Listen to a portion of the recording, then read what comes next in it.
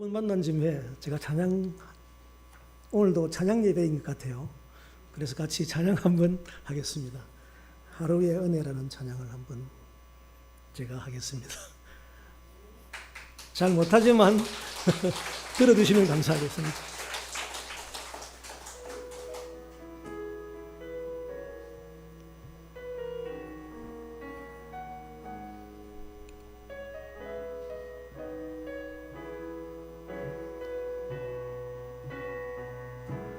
살아내기에 힘겨운 하루, 감당하기에 버거운 하루, 삶에 힘겨워 여전히 힘겨워 내 주님께 온 맘 다해 주만 의지합니다. 살아가기에 두려운 하루, 순종하기엔 무거운 하루, 나의 힘 다해 정성을 다해 내 주님께 온 맘 다해 주만 바라봅니다. 하루의 은혜가 내 삶에 임하여 문제가 기도가 되고 아픔이 자랑되어 하나님의 사랑 드러나게 하소서. 나를 구원하신 그 사랑, 하루의 은혜가 이곳에 임하여 고난이 축복이 되고 상처가 간정되어 영원하신 사랑 신뢰하게 하소서.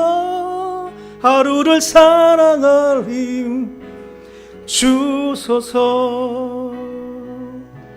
살아가기에 두려운 하루, 순종하기엔 버거운 하루, 나의 힘 다해 정성을 다해 내 주님께 온 맘 다해 주만 바라봅니다. 하루의 은혜가 내 삶에 임하여 문제가 기도가 되고 아픔이 자랑되어 하나님의 사랑 드러나게 하소서. 나를 구원하신 그 사랑, 하루의 은혜가 이곳에 임하여 고난이 축복이 되고 상처가 간정되어 영원하신 사랑 신뢰하게 하소서. 하루를 살아갈 힘, 하루를 살아갈 힘, 하루를 살아갈 힘 주소서.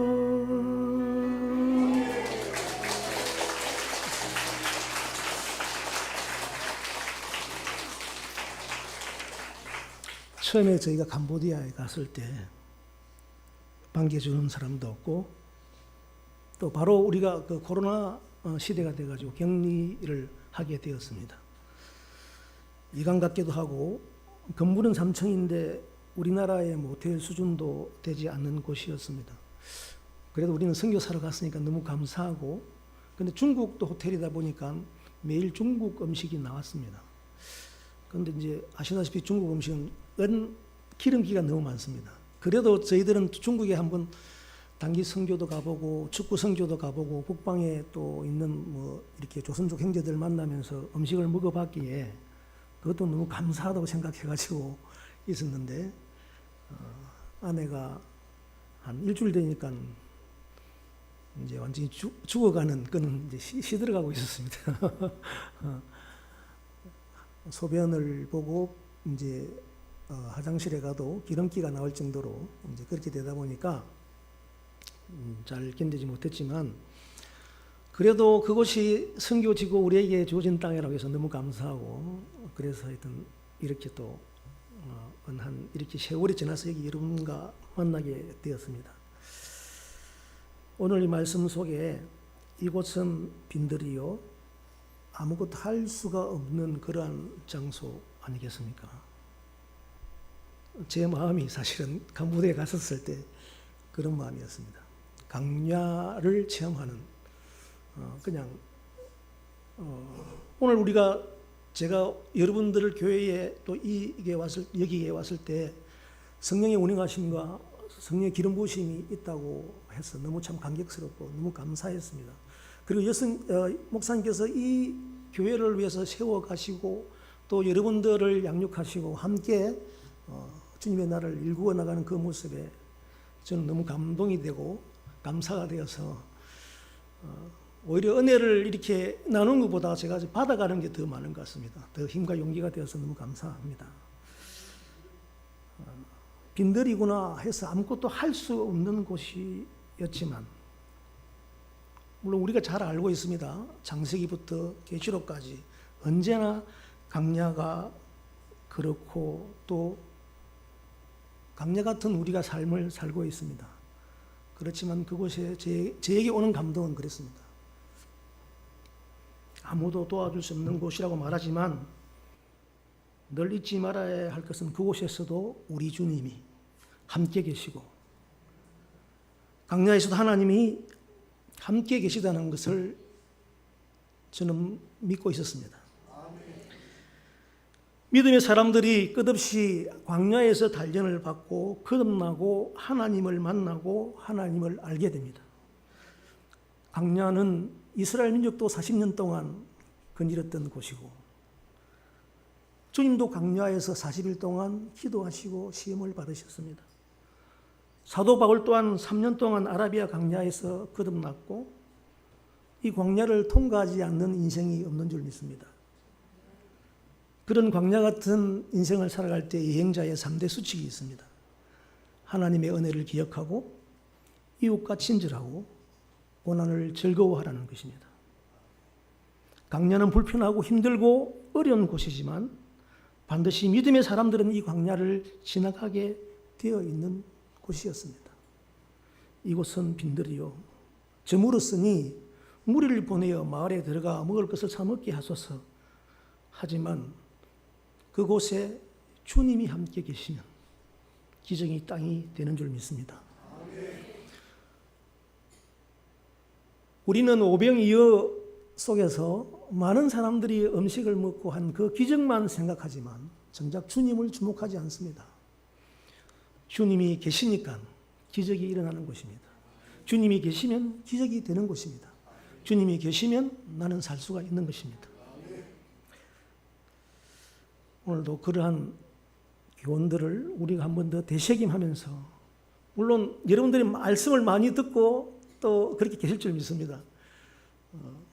제 설교도 특별한 것도 아니고 여러분들이 잘 아시는 또 내용이고 잘 아는 이야기지만 그냥 제가 받았던 저도 목사님에게 들었던 그 은혜를 이제 캄보디아 땅을 거닐면서 그렇구나 나에게도 이러한 시간이고 이러한 삶에서 오는 것이구나 하는 것을 나누고자 합니다. 아마 여러분들이 들었던 설교도 될 수 있을 것이고 여러분들이 아는 내용도 될 수가 있겠지만 이 빈들에서 오는 하나님의 주시는 교훈을 같이 한번 나눠보고자 합니다.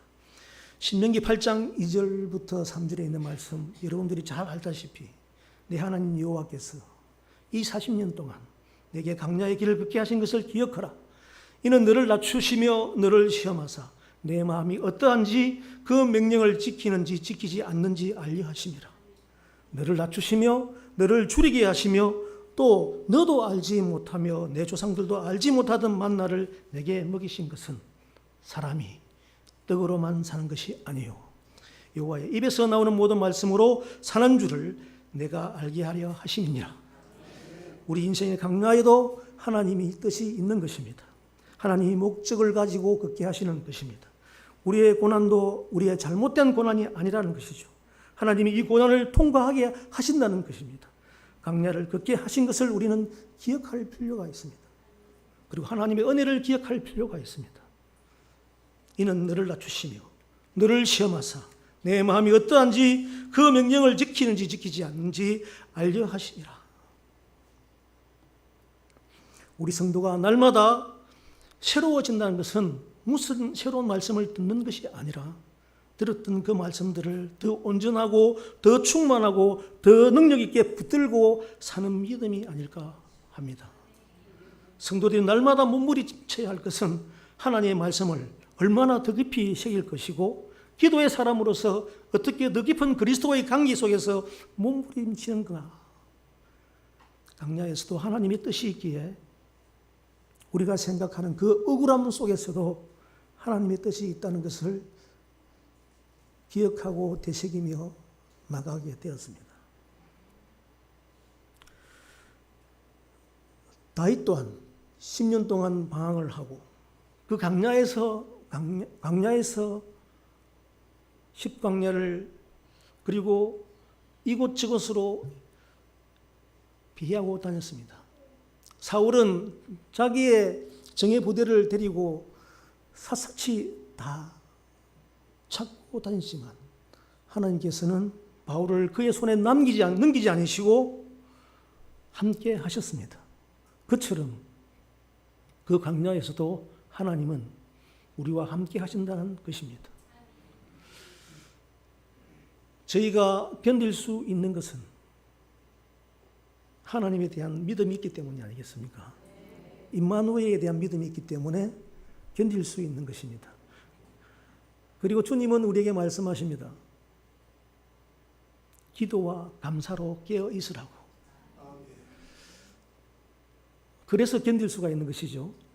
또 이 또한 지나가리라 하신 주님의 말씀이 계시니까 우리가 견디는 것인 줄 믿습니다. 하나님 손에 붙잡고 넉넉히 이시는 여러분들이 되시길 바랍니다. 이곳은 빈들이요 아무도 도울 사람이 없이 그러한 곳이지만 주님이 계시고 주님이 함께 하신다는 그 은혜 속에서 우리가 이 광야를 살아내고 있는 줄 믿습니다. 그러한 삶 가운데 주님이 우리에게 붙이는 닉네임이 있지 않습니까? 우리에게 향기라 그랬고 우리에게 편지라고 했습니다.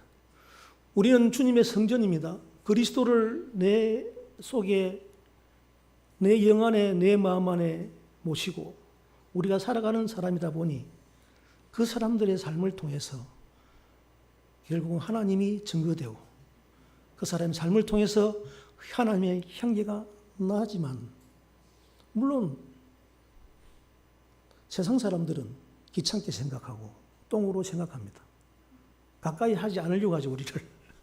예수 믿으라 할까 싶어서. 그 그리스도의 향기를 모르기 때문에 그렇죠. 그리스도의 냄새를 모르니까. 그렇지만 우리는 그리스도를 가슴에 품고 주님의 편지가 되어서 삶을 살아가고 주님의 향기가 되어서 삶을 살아가고 있습니다. 저만 선교사가 아니라 여러분들이 이 광야에서 선교사의 삶을 감당해내고 있지 않습니까? 그것을 가져오라 그러시고 5개 물고기 2마리, 빵 5개 적은 것을 하나님께 드렸을 때 결국은 놀라운 그런 기적이 일어났던 것은 적은 내 마음을 하나님께 드릴 수 있는 그 믿음이 아닐까요? 캄보디아에 갔었을 때 이곳은 빈들이요 강야다 아무것도 할 수 없는 그곳이라고 생각하지만 주님이 함께 하시고 주님이 나에게 뜻을 주시고 주님이 함께 계시는데 과연 나는 주님께 뭘 드릴 수 있을까요? 주님, 어떻게 생각하면 목사님 말씀처럼 제 인생의 출발이었습니다. 캄보디아, 제가 교회에 있을 때는 청년들과 같이 청년들 교사가 되어서 청년들에게 꿈을 심어주고 말씀을 전해주는데 막상 제가 갈 데가 없었습니다. 제가 뭘 할 수가 없었어요. 그때는 사업도 하고 뭔가를 가지고서 했는데 아무것도 없었으니까요. 그렇지만 주님이 아직도 너에게 가진 것이 많다고 하셨습니다. 그것이 무엇인가 하면 내 몸이었습니다. 건강한 몸, 주님이 주신 건강한 몸, 너는 가진 것이 있지 않느냐, 내게 가져오라. 결국은 우리에게 원하심은 우리의 마음이고 우리의 생각이고 우리의 뜻이었습니다. 그렇게 그 삶을 하나님과 함께 하는 것, 그것이 곧 신앙생활 아니겠습니까? 우리에게 좋은 스승님이 계시지 않습니까? 우리 주 예수 그리스도, 그분이 좋은 스승이 되어서 한 걸음씩 한 걸음씩 삶을 살아가는 것이 우리의 믿음의 삶이고 신앙의 삶이 아닐까 생각합니다. 그래서 여러분들이 그리스도의 향기요, 그리스도의 편지요, 그리스도의 대사로 이 땅을 살아내시고 있는 줄 믿습니다. 70억의 인구 속에서 특별히 불러내어서, 특히나 이 영광스러운 교회 안에서, 저는 목사님이 설교 말씀 이전에 먼저 제가 이 표현을 받는데 여러분들의 그 행복한 모습을 보고 너무 감사했습니다. 말씀대로 여러분들은 행복하지 않습니까? 무엇을 소유했기 때문에 그렇습니까? 구원자이신 우리 여호와 하나님을 여러분들이 소유했기 때문에 행복하지 않습니까? 그 행복이 우리 속에 전해져서 너무나 감사했습니다. 너무나 하나님께 영광 돌릴 수 있었습니다. 사실은 캄보디아는 아무것도 없기 때문에 예배를 세워나가야 합니다. 예배의 형식도, 그리고 사람도 세워나가야 되고, 사람을 세워나가야 될 뿐만 아니라 예배의 형식도, 우리의 전통은 예배지 않습니까? 우리에게 주신 것은 하나님께 영광 돌리고 하나님께 예배하는 그 삶을 우리의 전통으로, 우리의 전승으로 가지고 있기 때문에 우리가 모여서 기도하고 예배하지 않습니까? 그것을 세워가는데 너무나 힘들었습니다.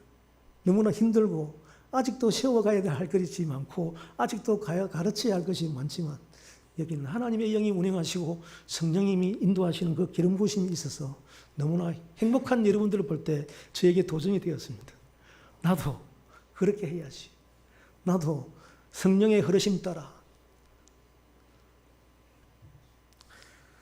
강야 같은 인생을 살아갈 때 늘 하나님께서는 뜻을 우리에게 주시고 또 함께 하신다는 그 약속과 함께 하나님이 우리에게 그 이러한 사명을 주신 줄 믿습니다. 내게 작은 것이라도 가져오라. 그냥 저의 작은 한 몸을 하나님께 가져갈 때 하나님이 사용하실 줄을 믿고 그렇게 살다 보니 여러분들과 이렇게 만나게 되었습니다. 오늘 빈들이라 부르는 제목으로 여러분과 말씀을 나누었지만 이 빈들이, 이 광야 같은 인생이 우리에게는 하나님의 뜻이 있고 하나님이 함께 계시고 또 하나님이 우리에게 소명과 사명 속에서 다시금 나에게로 돌아오라고 말씀하십니다.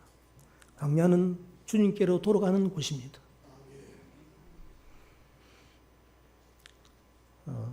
선교 보고는 제가 말주변도 부족하고 그래서 저의 파트너인 김정아 선교사가 하겠습니다. 기도하고 선교 보고는 김정아 사모가 하도록 하겠습니다.